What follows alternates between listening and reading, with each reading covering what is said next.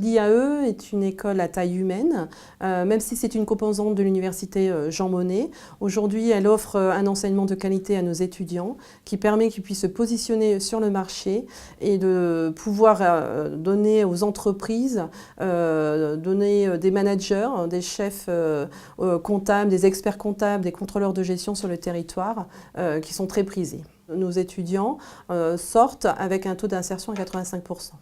Le suivi de l'étudiant à l'IAE est quand même assez privilégié.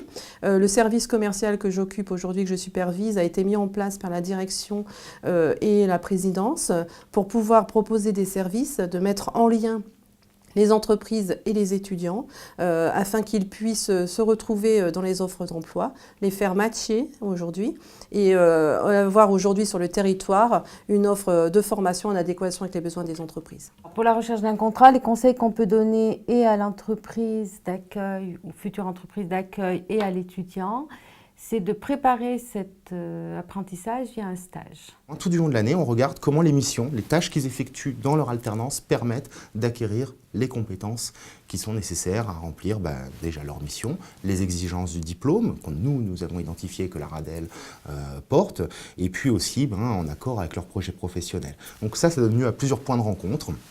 Voilà, qui ont souvent lieu sur le lieu d'apprentissage pour la plupart d'entre eux.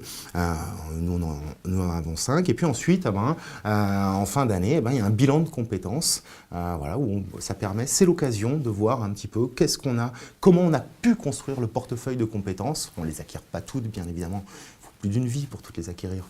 Mais comment s'est construit ce portefeuille? Et ça permet de se placer, de s'identifier en tout cas, et de se positionner sur le marché de l'emploi. Une fois que le contrat est signé avec les entreprises et avec l'étudiant, on ne les laisse pas dans la nature, bien évidemment. C'est-à-dire concrètement, on les accompagne.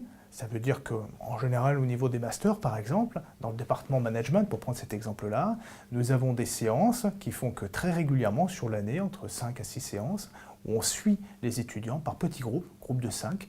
Donc il y a un référent, un tuteur pédagogique, un universitaire très souvent, qui suit un groupe de 5 tout au long de l'année et qui va aller les voir en entreprise pour savoir comment ça se passe. Au-delà de ça, il y a un suivi à travers des choses classiques, c'est-à-dire ça peut être le téléphone, le mail, etc., pour définir les objectifs, le suivi, les priorités, qu'est-ce qu'on attend effectivement en termes de formation. Pour l'entreprise, c'est appuyer les équipes en place, notamment sur des missions que les équipes n'ont pas le temps de faire. C'est préparer un recrutement et donc former le jeune. Et c'est également, d'un point de vue charge de personnel, moins coûteux puisque c'est exonéré de charges sociales. Il y a beaucoup de compétences qu'on peut acquérir dans le cadre classique, d'enseignement classique en classe, en amphithéâtre ou en classe, alors que, comme par exemple, apprendre un théorème, apprendre de l'anglais, ça c'est des choses qui se font bien en classe. Pour tout un tas de compétences, conduire une réunion, conduire un diagnostic stratégique, essayer de le construire avec des acteurs, c'est très très difficile de faire ça dans un cadre classique. Nos étudiants ne sont plus jamais pareils après pendant l'année. Pendant tout le cursus, c'est des professionnels. C'est des professionnels et donc ils n'ont pas tout à fait la même attente. Ils sont très proactifs, ils deviennent très proactifs parce qu'ils sont en situation professionnelle et ils veulent monter en compétences. Et donc les situations pédagogiques que nous on peut avoir derrière pendant toute l'année avec eux donnent lieu à des échanges qui sont très riches. Sur cette première promotion 2015-2016, nous avions 17 étudiants. Sur les 17 étudiants qui ont terminé en septembre, le jury étant en septembre, on a fait un premier sondage qui était au mois d'octobre, donc un mois et demi après. On en avait 11 qui étaient recrutés sur 17 en CDI ou CDD. Les autres étaient en recherche d'emploi et d'autres voulaient continuer. Beaucoup, effectivement, s'insèrent professionnellement dans l'entreprise d'accueil. Ce n'est pas toujours le cas, mais comme c'est une expérience importante, d'une année, ça permet de trouver des postes plus facilement, quelle que soit la structure. Je connaissais déjà la possibilité de faire l'alternance au sein de l'IAE et c'était quelque chose déjà qui m'intéressait, oui. Ça m'intéressait étant donné que ça permettait d'avoir une double compétence, que ce soit universitaire et professionnelle. C'est quand même pas négligeable. Ça permet d'avoir une expérience, ça permet vraiment de commencer à rentrer dans la vie active et notamment, c'est vrai que ça nous permet d'avoir une rémunération tout au long de l'année. Je voulais vraiment une formation qui mêle théorie et pratique. Je voulais aussi mon indépendance, une indépendance financière, voilà, pouvoir avoir mon propre appartement, gérer mes comptes. Et donc c'est pour ça que j'ai aussi choisi cette formation d'alternance, pour vraiment avoir une indépendance et en même temps mêler théorie et pratique et avoir une vraie valorisation après pour un emploi plus tard. Donc ça a été relativement rapide parce que j'ai commencé en mai 2016 et j'ai eu mon contrat en juin, je l'ai signé en juin, je crois, je me souviens, ouais. En alternance, on est vraiment force de proposition. On peut apporter voilà, de nouveaux concepts, de nouvelles idées, de nouvelles techniques qu'on a appris en formation. Et voilà, d'un point de vue d'une entreprise, ça lui permet de voir un peu à l'avenir quel type de profil ils peuvent avoir et de former une personne sur un contrat d'apprentissage et du coup d'avoir une sécurité pour ensuite le prendre en CDI ou autre, puisqu'on connaît déjà cette personne.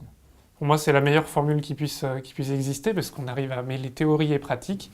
Et pour les employeurs, c'est ce qui est le mieux. L'apprentissage, c'est vraiment quelque chose c'est une vraie opportunité. Donc oui, c'est quelque chose que je conseille. Si l'étudiant il est motivé et qu'il a envie d'apprendre et qu'à côté on lui donne l'opportunité d'apprendre, c'est gagnant. Il faut quand même se préparer psychologiquement à avoir un rythme de travail qui est très soutenu et à pas négliger le travail tout au long de l'année et un travail très régulier.